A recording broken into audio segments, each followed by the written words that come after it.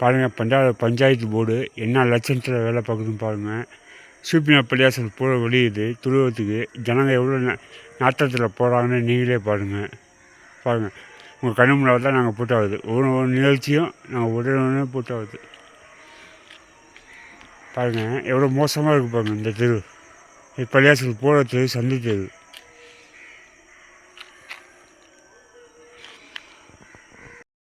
அஸ்ஸலாமு அலைக்கும் வரஹ்மத்துல்லாஹி வபரகாத்துஹு. நாங்கள் இப்போ SSTV 88.net தலைப்பு செய்திகள். இந்த தொகுப்பு சூப்பினாக பள்ளிவாசலுக்கு செல்லும் வழியில் ரொம்ப மோசமான நிலைமையில் இருக்குது. இதை வந்து பஞ்சாயத்து எந்த விதமான நடவடிக்கையும் எடுக்க மாட்டேங்குது.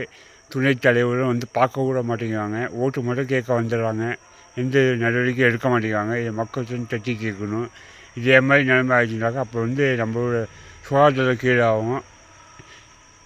இதுக்கு மக்கள் தான் சரியான தீர்ப்பு சொல்லணும். நான் எவ்வளோ எடுத்து போட்டாவது எந்த விதமான கவனிப்பும் இல்லை. பஞ்சாயத்து தலைவருங்க என்ன பண்ணுறாங்கன்னு தெரியல. பஞ்சாயத்து துணைத் தலைவர் வந்து வீட்டை பற்றி தூங்கிட்டு தான் இருக்கிறத இந்த பக்கம் வந்து எட்டி கூட பார்க்க மாட்டேங்கிறாரு. மக்கள் தான் கேட்கணும்.